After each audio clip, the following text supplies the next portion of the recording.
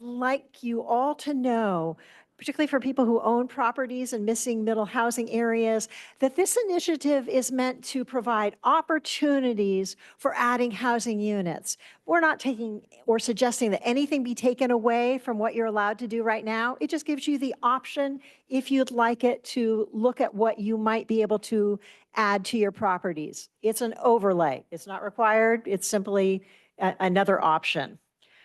I'll also be describing the characteristics of Santa Rosa's neighborhoods that would support missing middle housing. And then Amy will review the provisions of the proposed code and also talk about some of the objective design and development standards that have been developed.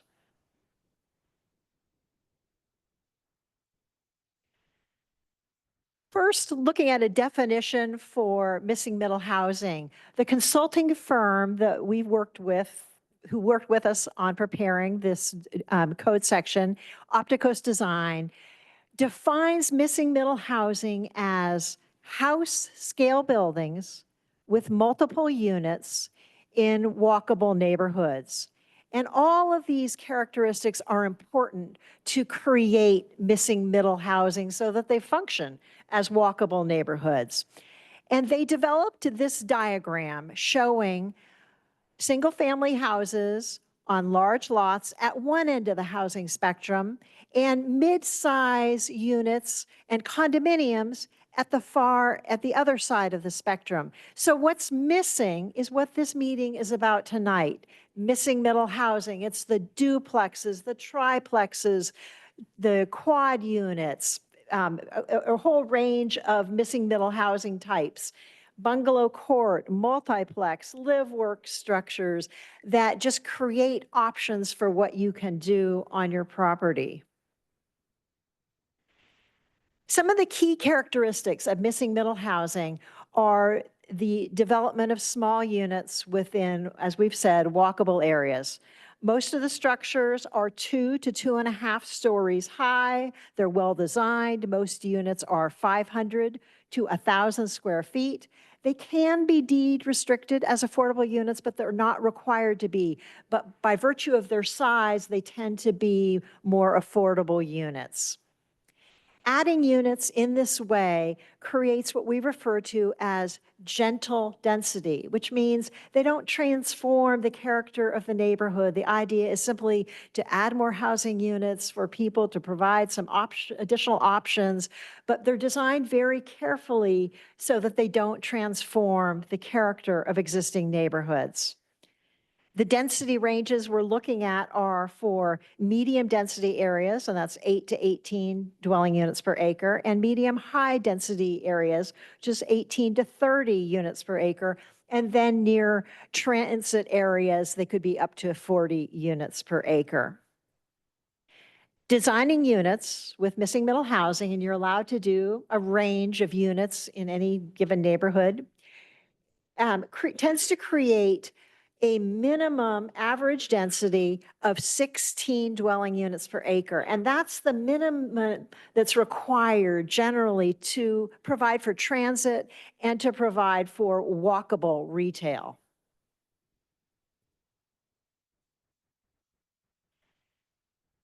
As I've said, these areas are intended to be walkable. And we've come a long way from trying to develop very auto-centric housing. The idea of this is that people can walk and bike to many of their destinations and to transit and employment. So they involve minimal parking. They're required to have one parking space per unit on lots, and really no more than that is allowed. If people have an extra vehicle, it does assume that there is some on-street parking. What's really interesting about missing middle housing is that it is designed to create a public realm, which is to say that all the units front onto public streets and paseos, and they all are required to have porches or stoops or other features that allow for just casual interaction as well as eyes on the street. So they create walkable neighborhoods, and they're also required to have shared places for people to gather on any given site, whether it's a barbecue pit or an area like that. So the key focus of missing middle housing, and I'm going to read a paragraph because I think this emphasizes why the city is interested in this initiative. By focusing on building form and the public realm, Missing Middle emphasizes creating not just individual housing units, but creating whole neighborhoods that are attractive and connected with sidewalks, streets, planting strips, public and private green spaces, greenways, bioswales, and other amenities in neighborhoods that provide pedestrian and bicycle access to nearby services. And I'll show you just some local examples, many of these on Humboldt Street. You don't always know it's missing middle housing, but some of the giveaways are 2 doors or a single entrance that pretty clearly reaches a number of units, or multiple utility connections, multiple addresses.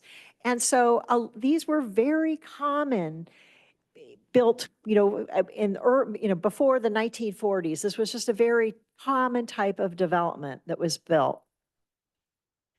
Looking a little further afield, these units are in Sonoma, and they show interaction with the public sidewalk and street, and as well as parking at the rear.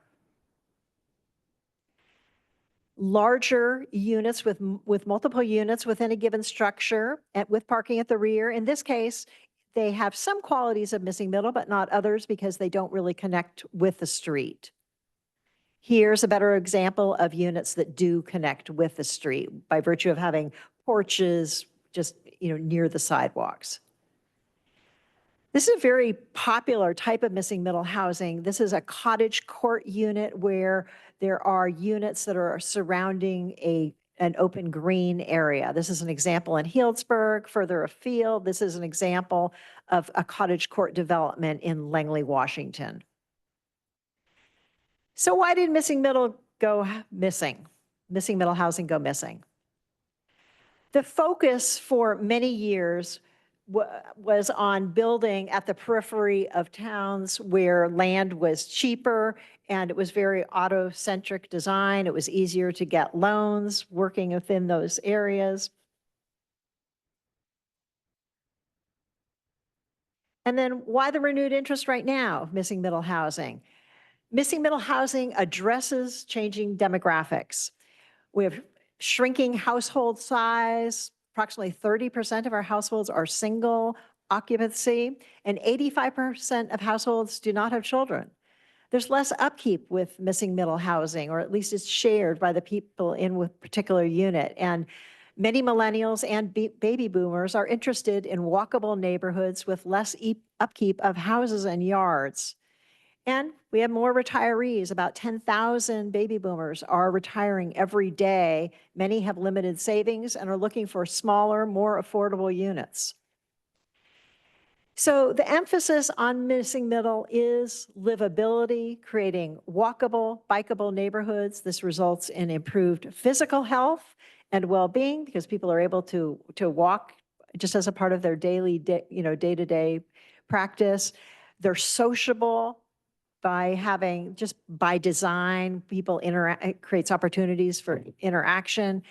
They supports environmental stewardship because it's the smaller footprint of buildings, and also tree-lined streets helps to avoid the heat island effect that's a problem in many of our cities. And there are also economic benefits because many people can live in these units without needing to own a car, or at least can drive to many fewer places. Looking at characteristics of Santa Rosa's neighborhoods that support missing middle housing, many of the good examples right now are shown with a brown circle. These are there now. Most of them are within walking areas of the downtown. Also shown here in the darker brown are our preservation districts, and many of the units are within the preservation districts. The walkable areas of Santa Rosa are at the perimeter of the downtown core, the St. Rose District, Railroad Square, the West End Arts District, among others, as mapped by our consultant early on in the process. And they also mapped areas here in light blue that are areas that they are what they called missing middle housing potential areas that have some services and could support missing middle housing in the future. They could become more walkable neighborhoods. So the initiative right now is being seen as a pilot project, but it could be expanded in the future. Where are we not suggesting missing middle housing be built? In our environmental hazard areas and also our open space lands. Missing middle housing is not proposed in the wildland urban interface or in areas subject to the FEMA flooding, or in areas that are in our city parks, regional parks, or state parks. And at this time, Amy will discuss our overlay areas.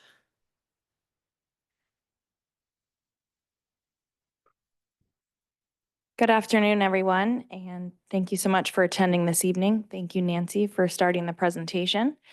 So I'm going to discuss some specifics of missing middle housing as it relates to the city of Santa Rosa. And so this slide here shows a map where we are proposing that the missing middle housing overlay area be applied.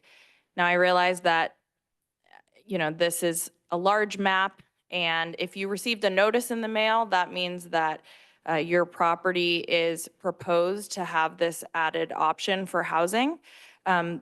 We do have a publicly accessible GIS. It's just a mapping system that's available, and I can provide some instructions on how to interact with that by way of our Missing Middle Housing webpage if you're interested in doing a search. But this map really focuses on the center of the city of Santa Rosa. The variety of colors relates to the 4 different proposed missing middle housing zones, and I'll go into a little bit more detail about those.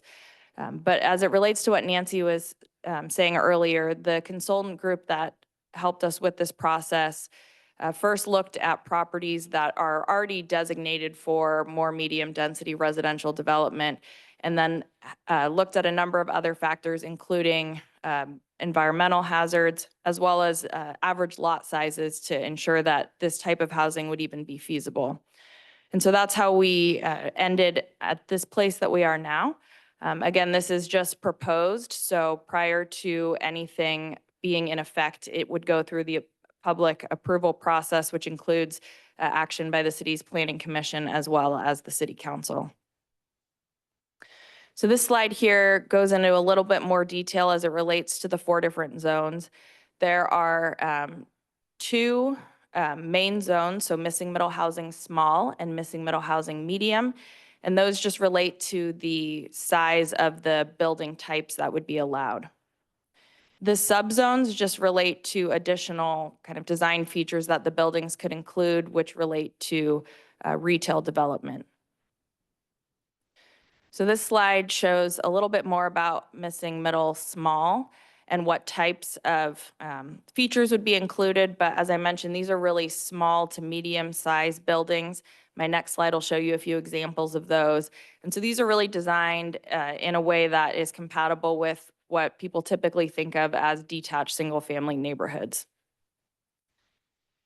And so here are several examples, many of which Nancy has already mentioned, but they include different configurations of duplex units. The cottage court example, which appears to be 2 detached single-family houses from the street, and then also 4-plex units. This slide provides a bit more detail about the missing middle medium zone. And here the housing footprints are slightly larger, although they are limited to 3 stories in height. And some examples of the types of buildings that could be allowed there are shown here on the slide. And I just want to mention that, for example, like townhouses could be allowed in the small zone as well. So there's a little bit of overlap, and I'll talk a bit more about that in a future slide. Nancy previously mentioned the city has historic preservation districts, and so we have 8. And they are shown here on this map in various colors. And there's also an overlay which shows the proposed missing middle housing zones in kind of pink and purple colors.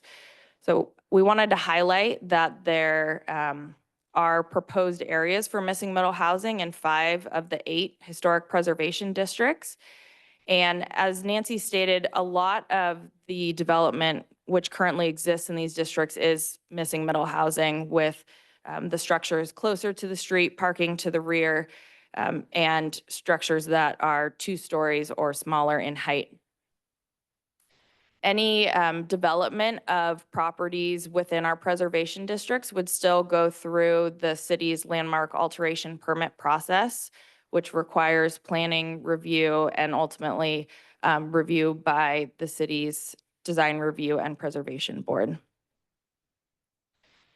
And so the historic districts that are shown in bold here on this slide are the 5 which contain proposed missing middle housing zones. And the 3 that don't, it relates to the underlying general plan land use. And so those areas are the Cherry Street and Olive Park areas are intended for a more low density type of development. And the Railroad Square area is intended for a more dense development because it's within the downtown station area.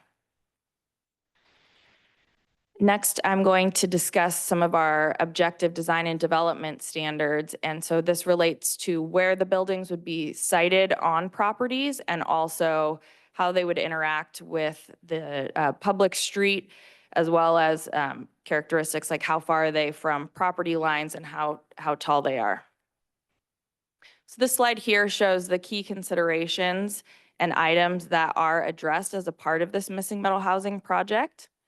And I'm going to briefly walk through each of them, and we're happy to have follow-up conversations or discuss this in any more detail with you after this presentation. And so one item to discuss and sort of start with is the design site. And so it could be that there are properties that are larger that are proposed for this overlay option. And so in that case, the regulations have what are called design site references. And so what that means is instead of going through like a subdivision process, you could just draw lines which would create the boundaries for that particular site, and you could place several detached units on a property. You may also have just one site that's sort of a standard 6,000 square foot size, in which case you would only be designing for that one site and one primary structure. So this slide here shows what types of missing middle housing units could be constructed on various different sites. So there are 2 considerations here. One is the existing width and depth of that site, and the other is which missing middle housing zone the property falls within. So you can see, if you think back to the earlier slide with the different missing middle housing examples, the missing middle housing small zone would allow for duplex units, a cottage court, and a triplex and fourplex, as well as some combinations of townhouses. And then the medium zone would allow for triplex and fourplex units, multiplex, and courtyard buildings. So these are typically a bit larger in size. Building form is critical in missing middle housing because the emphasis is really to create new housing that blends in with the existing context. And so house scale is a very important feature of that. So this graphic here is an example from the proposed code that would be in effect if approved by the City Council. And this just shows the variety of different development standards that would apply if somebody wanted to take advantage of this type of housing. So building height would be limited to 2 stories in many cases and 3 within the missing middle medium areas. So missing middle housing also regulates the placement of the housing unit, and it really focuses on how close the housing unit is to the street, as well as the location of the parking. And so this graphic here just shows an example of a detached garage here. This is very common in our historic neighborhoods where you would have parking at the rear of the site, or on the side of the site would be another option. Another big component of missing middle housing is frontage types. And so this really just refers to the face of the building that interacts with the street. And so in order to encourage that community space and add interest, there is a requirement for a frontage type that is listed in the code to be constructed with the development project. And so there's a few examples of frontage sites here, but they range from various different porch types, as well as ones that are a little more retail focused. And this again would be only allowed in select areas of the missing middle housing zones where retail uses are allowed.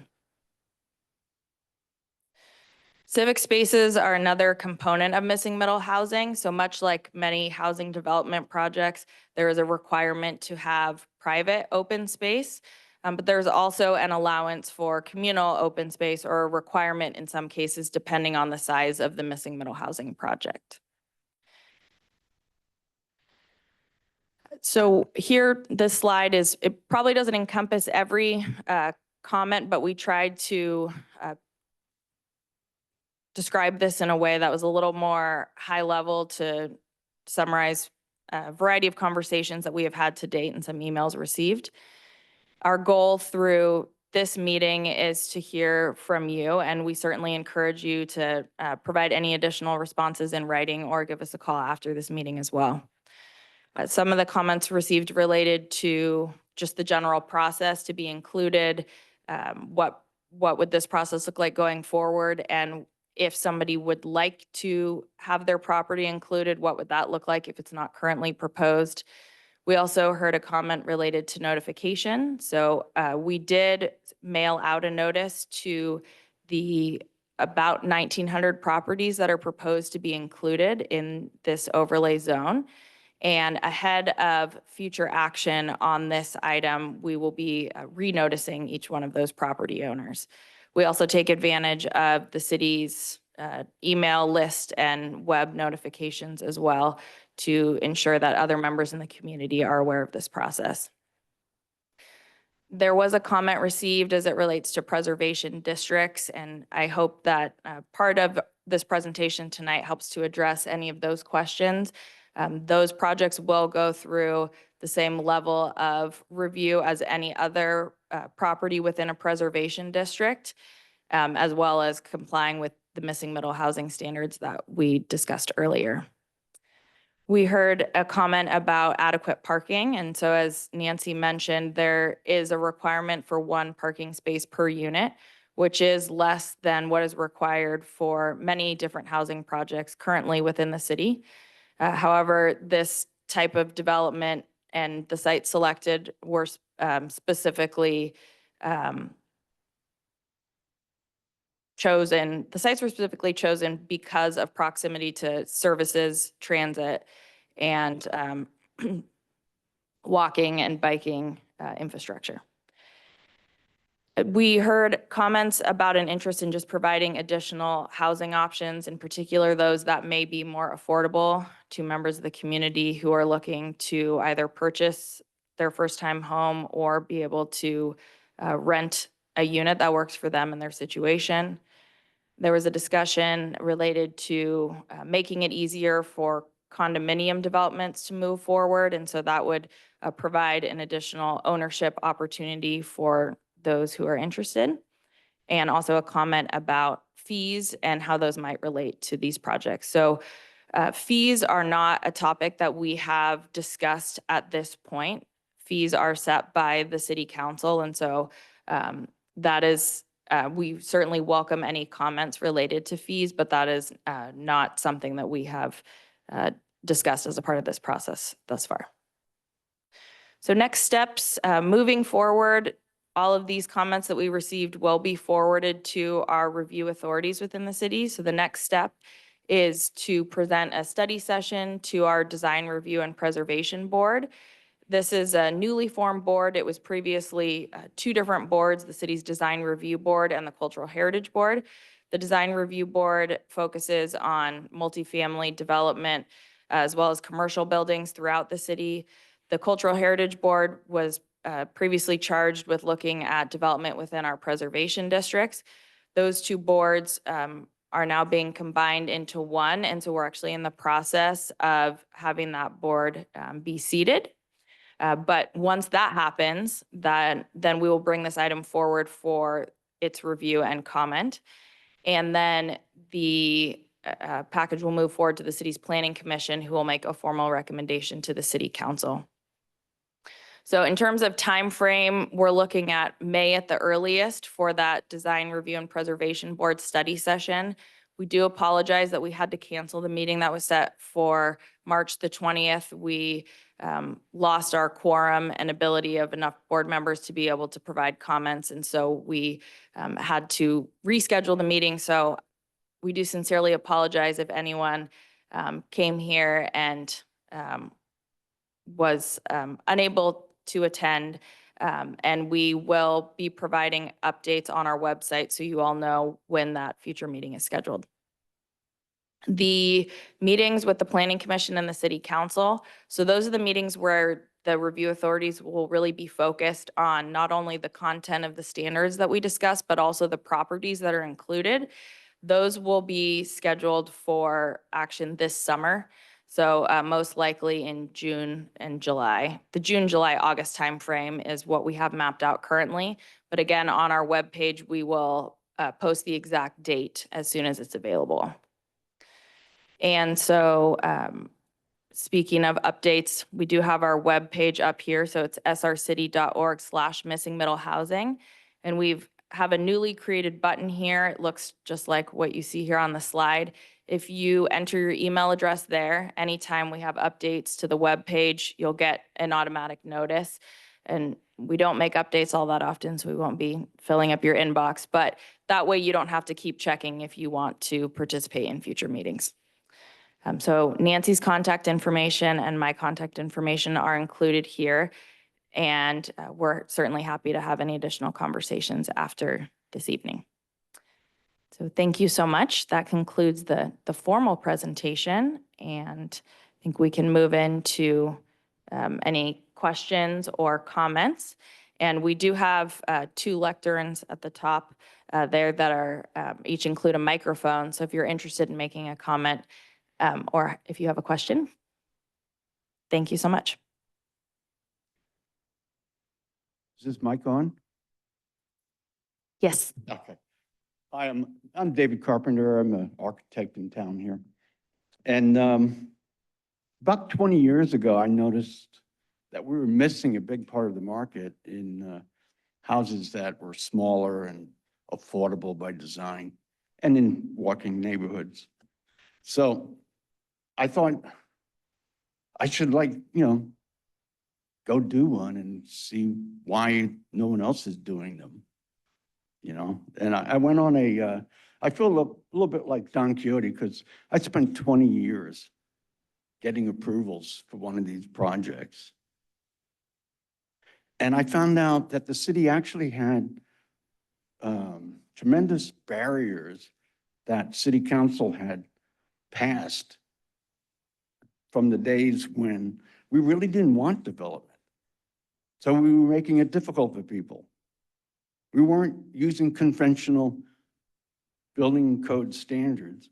We upped it to a higher interpretation, which made it more expensive to build, more expensive in fees, more expensive on consultants, more expensive for the consultants. And we just ended up with a system where we can't build anything affordable right now. And this is what people need. What's wrong with the 800 square foot house or 1,200 square foot house? That would serve a lot of people's needs. What's wrong with it costing $300,000 or $400,000? That would serve a lot of people's needs. And as an architect, I have a really difficult time delivering that to people as much as I'd like to. Thank you for your time. Thank you. We'll move on to our East lectern. Hi, thank you. My name is Deborah Taveras, and I come from a third-generational building family where we've not only acquired property, designed and built, and I hearken the architect's experience with the inability to build out low-income or moderate-income housing. And certainly when I hear in this pilot program, which I'm sad to say is not, this is happening throughout the world through the International Building Codes. And there's a purpose behind this, but I shall digress no further. But as far as deed restrictions, when we're looking at triplexes or duplexes, and we're going to add potentially an additional unit, we're creating CC&Rs, or the only opportunity to live there would be to rent. And we're hearing the emphasis around all the mushroom buildings, 3- and 5-story buildings that the city has already built by the thousands throughout the traffic core now, where everything is wireless, again, limited parking and small square footages, but for rent only. And walkable, and the closer we are to downtown traffic areas, the greater the builder gets exemptions for increased density. It's not affordable to build. The city does indeed have restrictive codes and requirements. It takes too long to process plans. And more importantly, is the insurance and the water. Where are you going to get the water that you're telling us is a finite resource and we're not making any more? Are you planning to deliver that water from the wastewater treatment plants as we have been told and what was done in Healdsburg 2 summers ago? And particularly now with the dams that Pacific Gas and Electric want to remove, which will deeply affect the amount of deliverable water to the existing citizens in Santa Rosa as it is right now. The existing citizens simply cannot live as they do now with only 17% of the water they have available.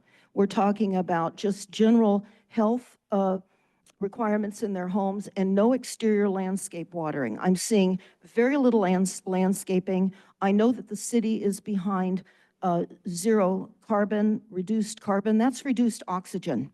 And all of your adopted plans are about reducing the oxygen supply based on our climate, our footprint. So I'm really concerned about the deviousness behind this presentation and what this is really about. Because we've heard many times, we know many areas throughout the world where it's walkable, bikeable, but when you're older, you may not be walking and biking and having the EVs, the electrics of everything that explode. We saw the EVs exploding in the Palisades during the LA fires. People were choosing bombs that destroyed their homes and burned the homes further than they already experienced in that fire in January of 2025.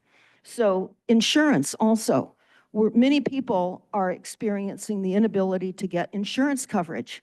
So with higher density, you have greater liability and additional insurance risks. But more importantly is your sustainable development adopted requirements in the city. I've read through them. They are nothing short of diabolical plans, all wireless. And we know now many effects of the injury and harm created by only wireless emissions.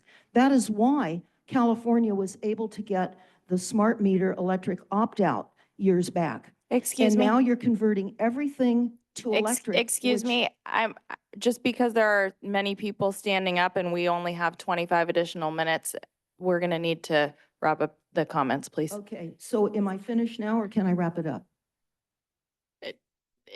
Am I done? Are you telling me I'm done? If you'd like to complete in the My next 10 sentence? seconds. Yes. Yeah, my sentence would be, there's much more behind this when everyone here looks at the sustainable development adopted goals in Santa Rosa and in Sonoma County, you will see a very different picture than what you're being told here. So thank you very much.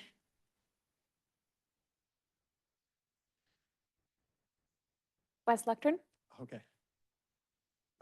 Hello, Callum Weeks, JC Neighborhood. I know both of you over the years. I just want to first say thank you. I'm really glad to see this moving forward.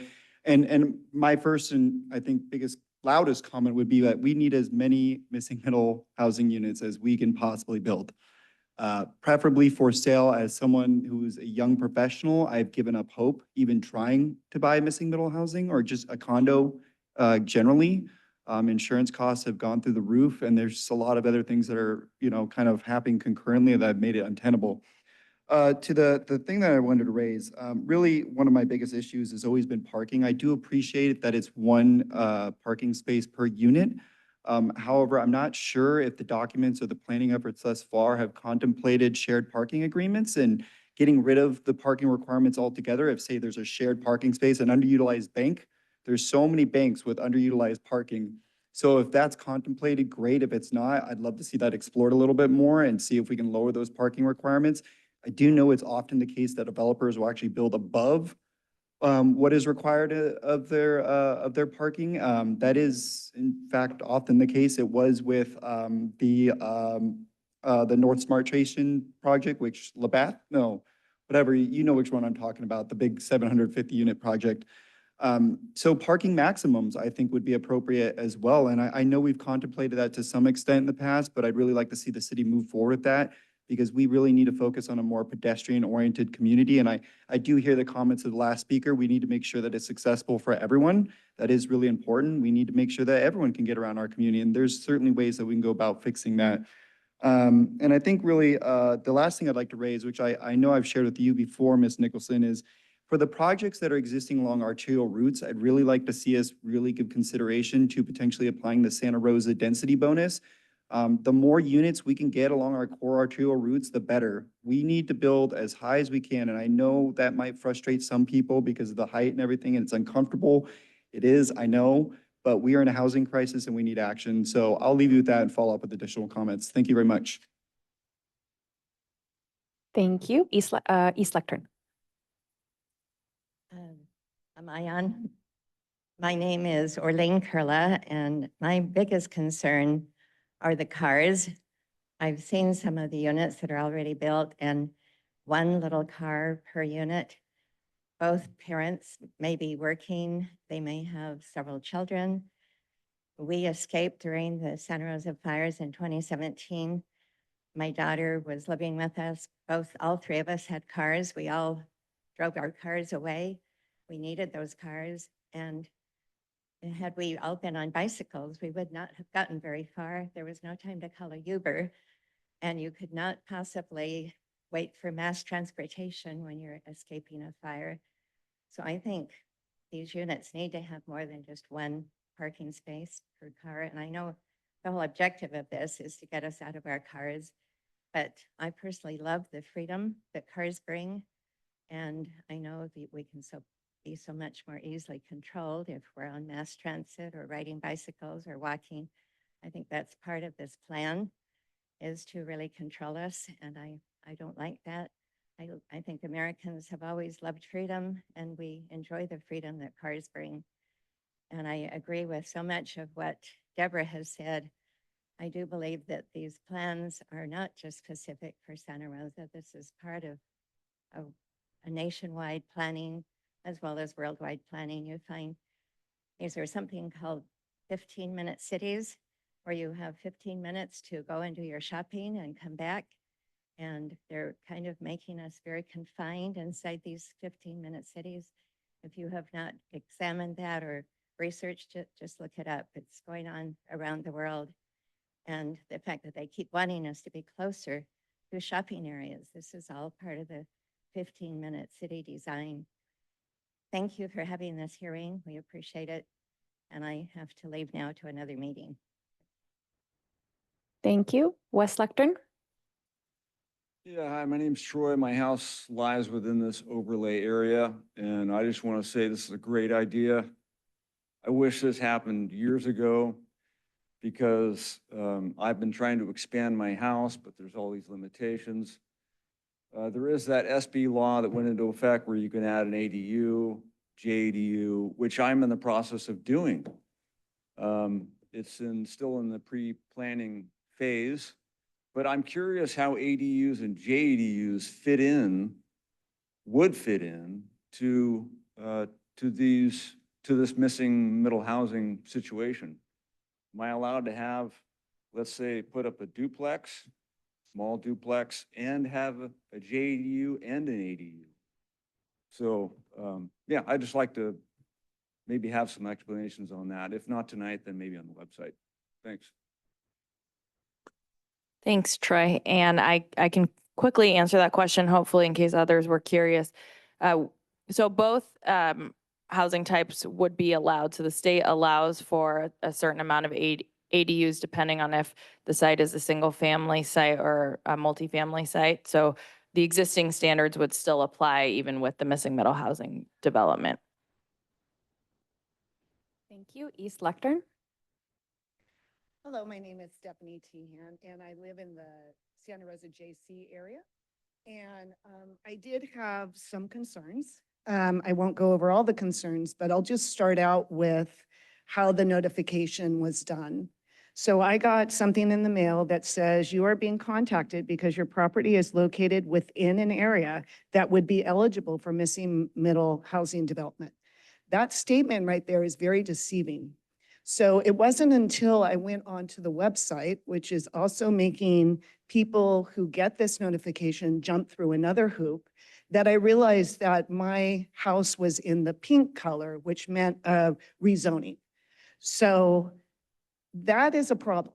So this notification that you sent out is misleading. So I'm not sure, you said a consultant helped you guys as far as, and I went on your website and I can see, you know, the porches and the other stuff, but I don't know if you went through a consultant on how to properly notify homeowners. So in back of me is Neal Street. None of those people got notified. So if my lot is turned into a multiplex, they're adjacent to me. They have no notification. They don't know this is going on. My sister lives down the street on Spencer and Beaver. She never got one of these. I'm part owner of a house on Spencer and Wright Street, my deceased mother's house. No notification was given. So notification needs to be given to everyone in these communities, not just people who are now redesignated, because it is going to change a lot. We're talking about parking. I won't even tell you what the parking looks like on garbage day.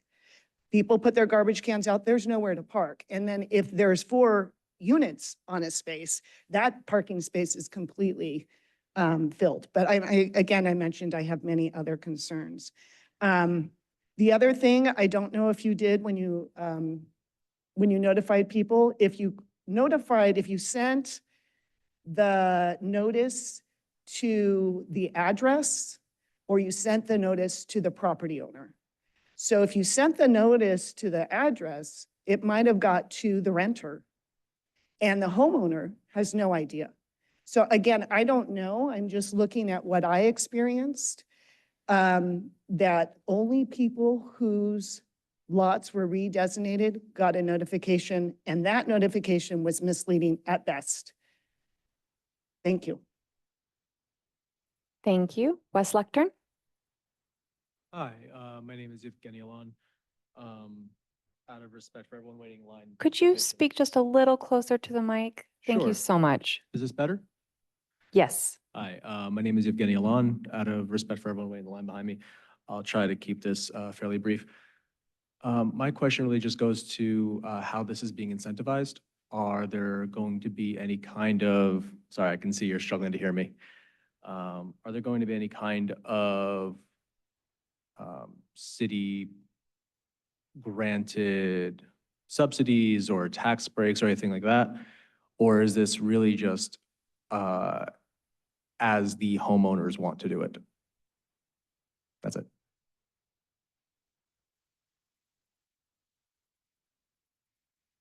Thank you. And we'll move to the East Lectern. I can open it up to our planners. I can address that briefly. There you are. So currently, there isn't any sort of subsidy. What I will say is this type of housing or missing middle housing allows for a density higher than what would typically be allowed now. And so people are able to create more units. We certainly understand that this comes at a large price. So it is another option for whether it's a property owner developing their own lot or somebody who purchases a lot 10 years in the future. It's another option that we hope people will consider so we can get the types of housing units that we need. Thanks. Thank you. And moving to our East Lectern, please. My name is Michael Sporleader, and I believe you said I could talk about this. I have a property at the end of Janet Way where it's a last house by the field where they're going to put the bike path in. And it's two properties. One is 1260 Janet Way, and the other property I pay property tax on is 1266 Janet Way. And on my map, I looked it up on my telephone, and they didn't include the 1266 Janet Way.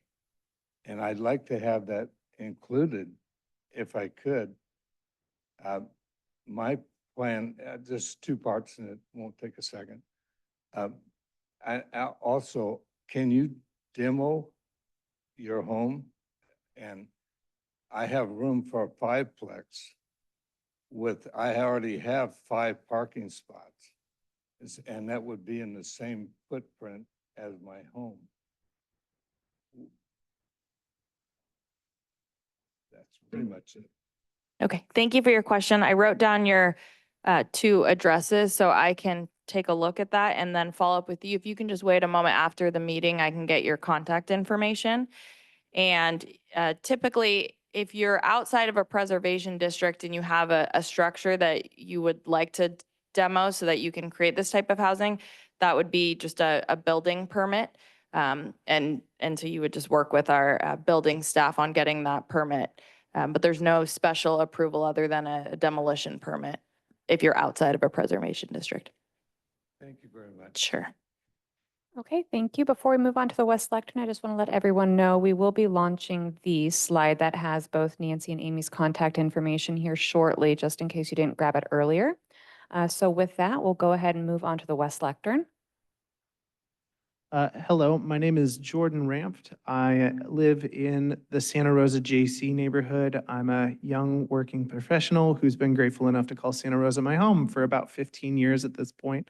To echo what a previous speaker at this lectern said, it feels like reflected by me and a lot of people in my cohort of age and economic earning that while I love living in this area and do want to live in a walkable, pedestrian-friendly area, I am actively being de-incentivized from living in this area due to scarcity of housing and increased prices for renting. And so I do want to echo my concern that this initiative, while really awesome, I love the idea of increasing housing, will favor developers over tenants or potential property buyers.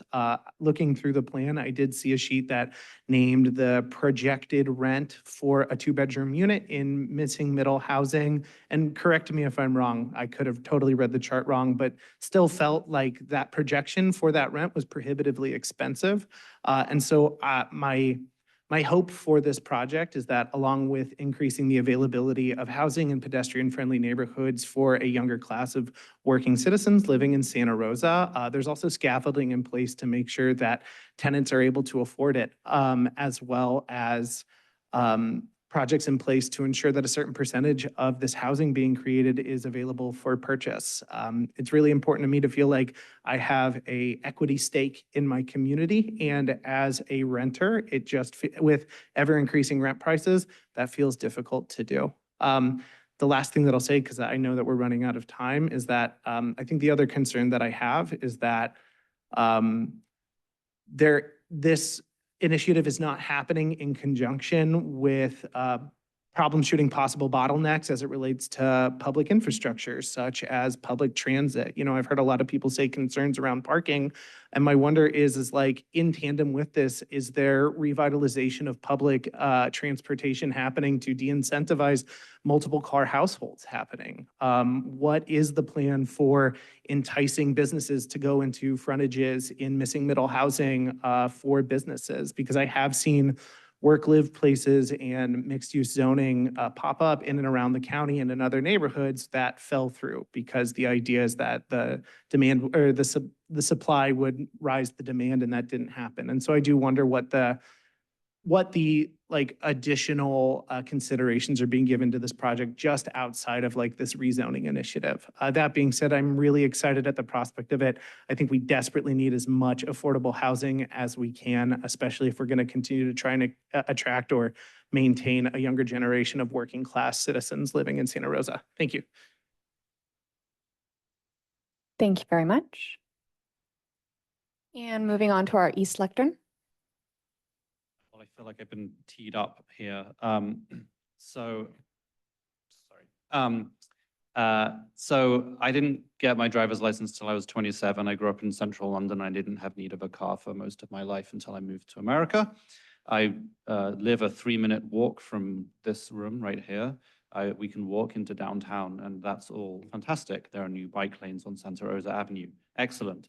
However, when my spouse and I moved to Santa Rosa with one car and moved into this neighborhood that we live in, we lasted about a month before we had to buy a second one because my commute is out in the middle of nowhere and there's nowhere to get there without a car. And her commute was an 8-minute drive, and a 55-minute bus journey. So I would like to echo the request for improved public transit as a part of these kinds of plans, because it's all very well and good creating a more walkable neighborhood, a more cyclable neighborhood, a more connected neighborhood without cars. But if people don't have a way to get to their jobs, and if there aren't businesses downtown for people to work at and go to, then it's not really going to do very much good, because they're still going to have to drive elsewhere for work. And in a city of 180,000 people, we have the downtown of a village, essentially, in terms of its size and density of businesses. And so I would also like to see a revitalization of the downtown and more housing opportunities, but also more business and public transportation opportunities in tandem with that. Thank you. Thank you. West Lectern. Yeah, hi, thank you. I just 2 quick comments. First is, I think this is a great idea that we're pursuing. We do need more missing middle housing, especially because we're losing young people at a very fast pace. I think if you look at our largest growing demographic, it's our senior citizens, 65 and plus. That's great, but we do need to have housing options for our younger people here in Santa Rosa. I think this goes towards addressing that, so I want to commend you guys for that. The second point is, I'm just wondering if what we're trying to do here is make it easier to build and make it easier to build more housing. And I'm wondering if adding 2 new overlays is the way to do it, right? The difference between the missing middle housing small and medium is a pretty small difference, actually. So why don't we just have one, or better yet, why don't we just roll this into one of our existing zonings, right? Because I think when we add more overlays, we make it more complicated, we make it harder for the average person to understand. I mean, I had to go through this document a few times to understand the differences. And I think we want to make it easier to build this sort of housing. And I don't know if adding 2 more overlays does that, if we can just include this missing middle restrictions, or however you want to call it, into our existing zoning, right? So I think that's my main suggestion is, can we simplify this and keep what it's trying to address without adding yet more complications to our existing zoning? Thank you. Thank you. And we'll move to the East Lectern. Hi, I'm the spouse with the 15-minute bus commute.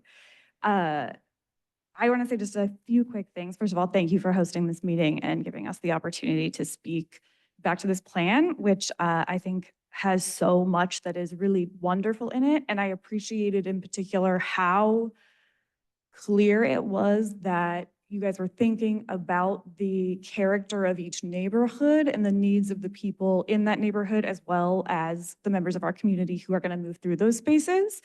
I do want to say in response to that I do appreciate that there are 2 zones. As someone who lives in what would be a missing middle housing small zone, I do think both based on the size of our lots and the sort of character of the neighborhood, that those are more appropriate types of missing middle housing than the ones that would be available in the missing middle housing medium zone.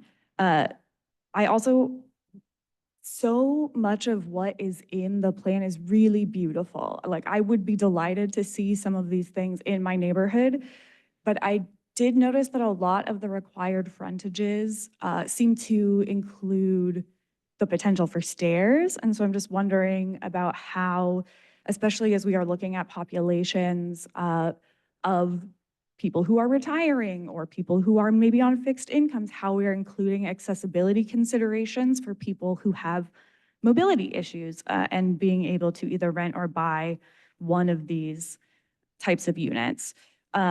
And sort of in that vein, because we are looking, as you laid out, at certain intended audiences that we're hoping this benefits, I would love to see maybe more explicitly, because it's possible that I just missed this, but I did read the whole 68-page guidelines, to see a little bit more about how we're going to make these units, in some cases, affordable enough for young people, for retirees, for people on fixed incomes, to be able to come and be in these community spaces with people who own homes, whether that is because they bought them recently or because they have inherited them or lived in them for a long time.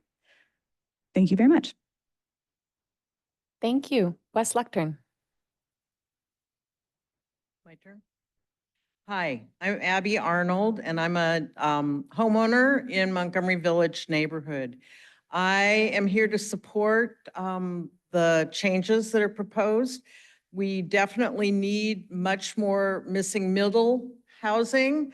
And I think people get confused when you say affordable housing, and they don't understand that that means that it's deed controlled, where there's been subsidies from the government, and who gets to live there is decided through a system that isn't the same as a person being able to go out and rent an apartment or buy a unit. And so whenever I hear missing middle, I'm right there. That's who we're definitely looking for. And a couple of things I want to bring up. One is that the history of single family zoning is totally tied in with racial exclusionary policies on the part of local governments. And we're in a time now where we're trying to break down that segregation and provide places for everybody who's here in our community to live. Another issue that I'm very conscious of is that no one speaks for the people who don't live here. You know, the people who would like to live here, the people who work here but can't afford to live here. They don't have a city council member. They don't have a representative on the planning commission. They're not represented, and yet they're vital to our community.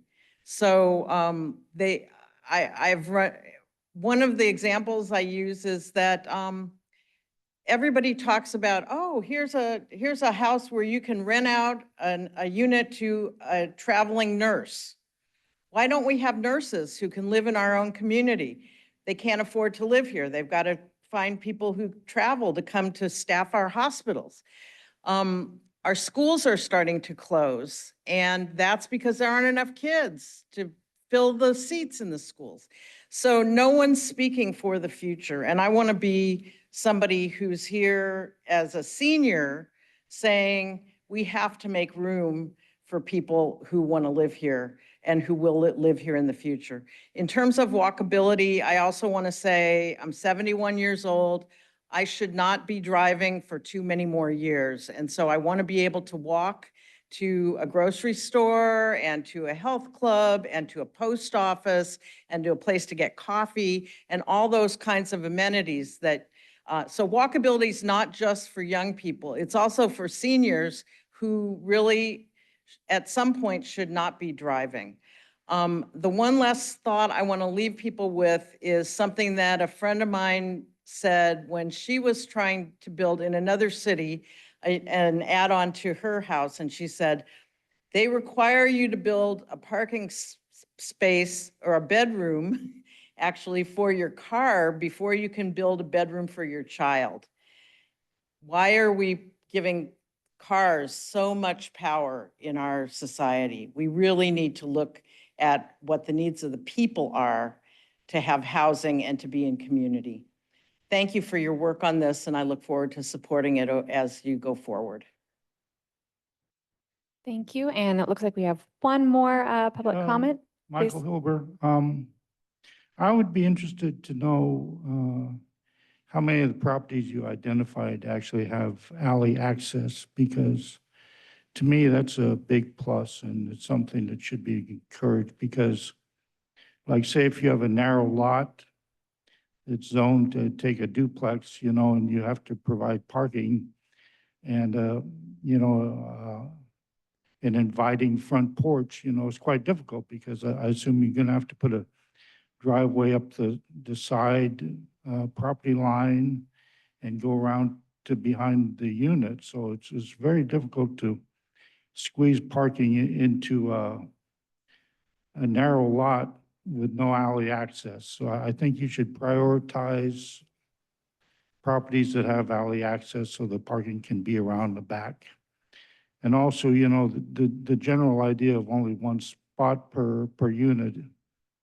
I can understand that if you're talking about a studio or a small one-bedroom, but for the most part, every household I know has, one car per adult. So I envision that this has the potential for significantly, putting lots of cars on the street and lots of parking difficulties. So maybe rethink the one car per unit in terms of, what type of unit, because, one car per two-bedroom unit, I don't think that's reasonable. As much as you'd like to think that people are going to go without cars, I think the reality is I'm just not seeing that. Thank you. Thank you all for your comments. You've made really good comments tonight, which is a big help for us. We can answer a few more of the questions. We want to mention that missing middle housing is being studied as part of the general plan process. A water supply analysis has been prepared and is online that describes how water will be met for the city of Santa Rosa through the year 2050, which is the next horizon year for our general plan. For missing middle housing, for lots that clearly can meet the requirements, there will be some missing middle housing bonus opportunities where additional units can be added. So that's something that will be looked at on a parcel by parcel basis. There was a question about revitalizing infrastructure.